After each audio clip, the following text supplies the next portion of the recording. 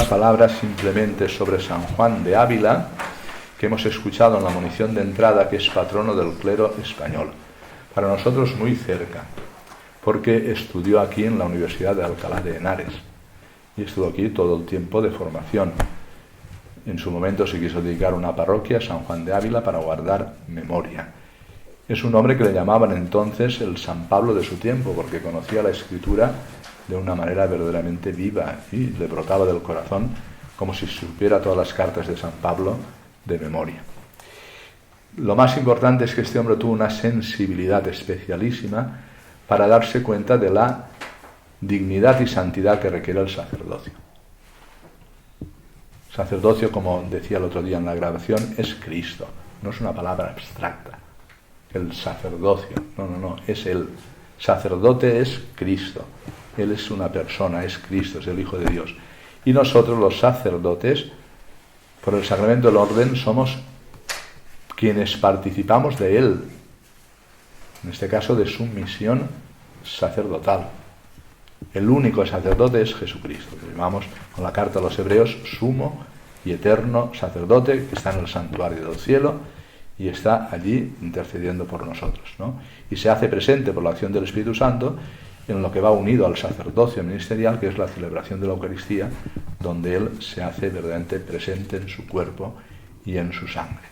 Decía San Juan de Ávila, en una de las cartas preciosas que le escribió un joven preguntándole si debía ir al seminario y tal, y él le responde, dice, mira, piénsatelo bien, porque carga es esta que ni siquiera la pueden llevar los ángeles. O sea, en vez de decirle, pues ánimo, vente al seminario y tal, dice, vete con cuidado, que carga es esta que ni siquiera la pueden soportar los ángeles. Y esta mañana, en el textito que nos han puesto del oficio de lecturas, pues él habla de los sacerdotes como verdaderos relicarios que llevan en sí al mismo Jesucristo. Son como aquellos que lo llaman como, pues dice, hay gente que va a Tierra Santa para ver dónde estuvo Jesús reclinado en el pesebre, o dónde estuvo crucificado, o dónde ocurrió la sepultura, o dónde ocurrió... Bueno, pues el sacerdote lo llama y viene, ¿no? Por lo tanto, eso requiere una unión de santidad con el Señor. O sea, no es el mejor momento el que estemos pasando en España ahora, ni con los seminaristas, ni con la realidad de los sacerdotes. Por tanto, nuestra oración tiene que ser constante. Y la intercesión a través de San Juan de Ávila tiene que ser permanente para que no entremos en esta mundanización de la Iglesia, donde ya, diríamos, las aspiraciones a lo que es una vida santa en el sacerdocio, pues no se den reflejadas en la vida de nuestros sacerdotes. Bueno, pues una intercesión por todos y cada uno de ellos y por nuestros seminarios y por las casas donde se preparan para la vida consagrada y sacerdotal. Y el texto de los Hechos de los Apóstoles de hoy es un texto, diríamos, que inicia lo que es el primer concilio de Jerusalén, que es decisivo, porque lo que podía ocurrir es que toda la obra del Señor, pensad que el Señor viene y dice, a mí se me han mandado las ovejas de Israel, dice al principio, ¿no? Porque Él está para que se cumplan las promesas hechas a Abraham y a su descendencia en el pueblo de Israel. Pero era para que a través de este pueblo la obra de Dios y de salvación llegara a todos los pueblos. Pero un momento determinado en que ellos, los primeros cristianos, los apóstoles, no saben exactamente qué es lo que tienen que hacer. Y después de dejar el templo de Jerusalén, van por las sinagogas donde se reúnen los judíos. Y que había el peligro de encerrar toda la obra de la redención en una etnia y un pueblo, el pueblo judío. Y aquí lo que aparece ya en esta primera, es decir, ¿se tienen que circuncidar o no se tienen que circuncidar?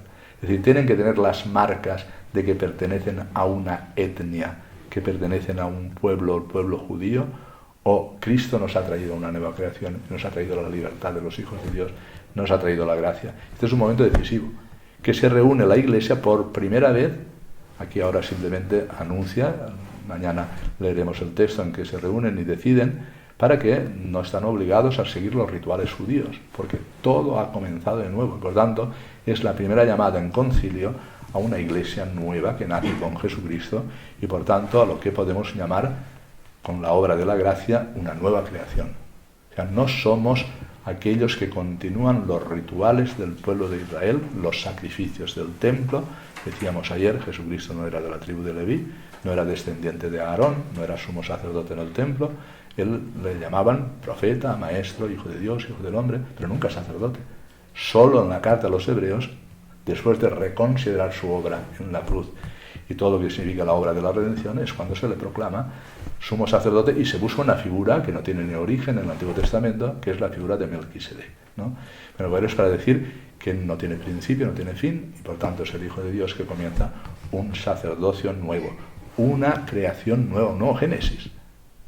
O sea, lo que viene a establecer Jesús es decir, el viejo Adán de la desobediencia desaparece y aparece el nuevo Adán, la nueva Eva, María, la Iglesia, que a través de la obra del Espíritu Santo nos trae Jesucristo como lo trajo el seno de la Santísima Virgen María.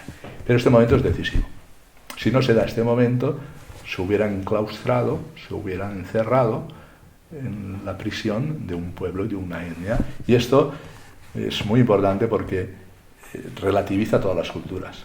O sea, no puede decir la cultura polaca, la cultura rusa, la cultura americana, la cultura española, la cultura africana. No. Cristo relativiza todas las culturas. Asume todo lo bueno que hay como obra del hombre y como obra del pensamiento de las personas, pero no consagra ninguna como definitiva, ni siquiera la del pueblo de Israel, sino que supera todas y relativiza todas las culturas.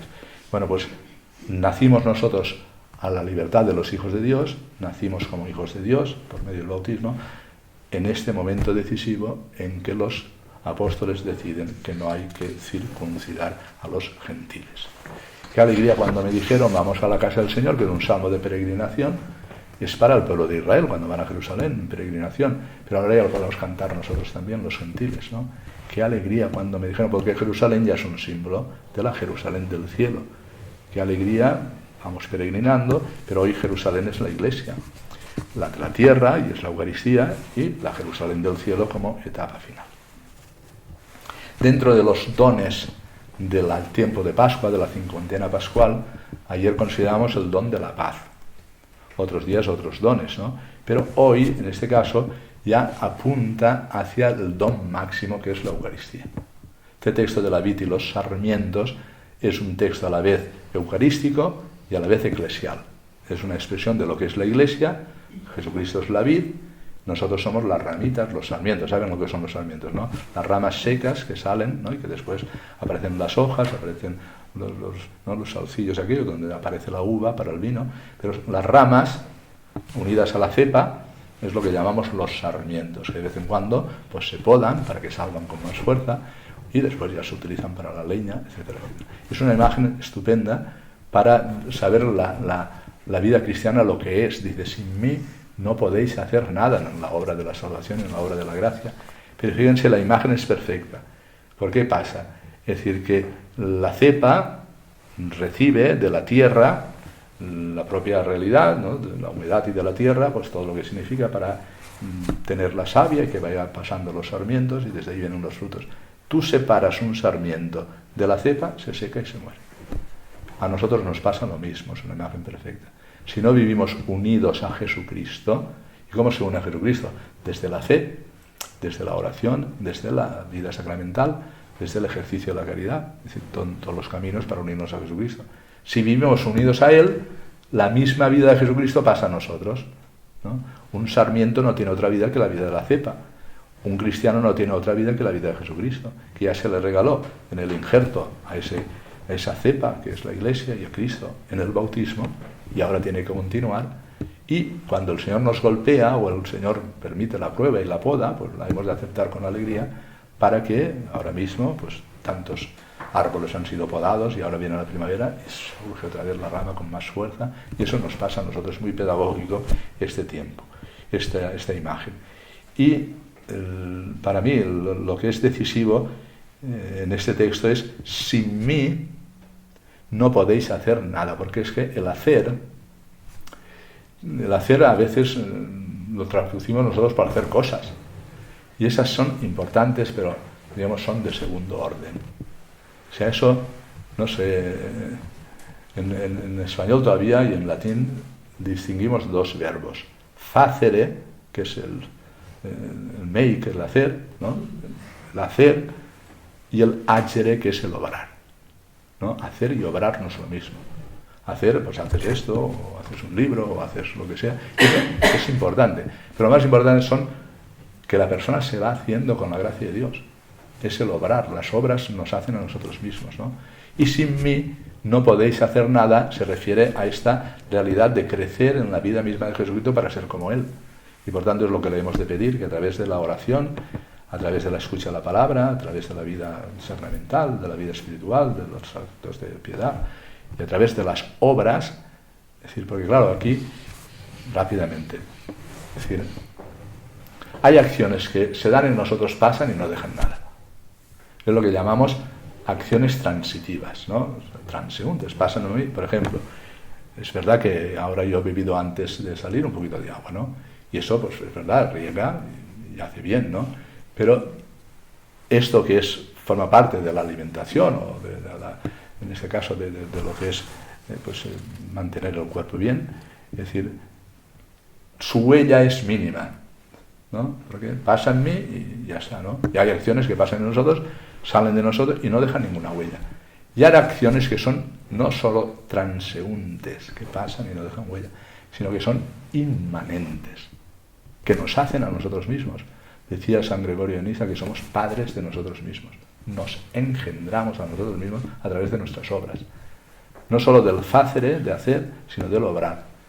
Y el obrar en este caso en sintonía con aquel que nos ha rescatado del pecado, nos ha dado el Espíritu Santo, nos hace vivir en Él, para que seamos en Él, que es la fórmula, ¿no? En el Señor, que seamos como Él. Sin mí no podéis hacer nada en el orden de la gracia y en el orden de la salvación. Por tanto, es un error huir de Dios y huir de Jesucristo, o pensar que hacemos muchas cosas y lo olvidamos a Él. La obra más grande es estar con Él, y Él hace que demos frutos, y si hace falta podar, pues nos poda para que demos más frutos.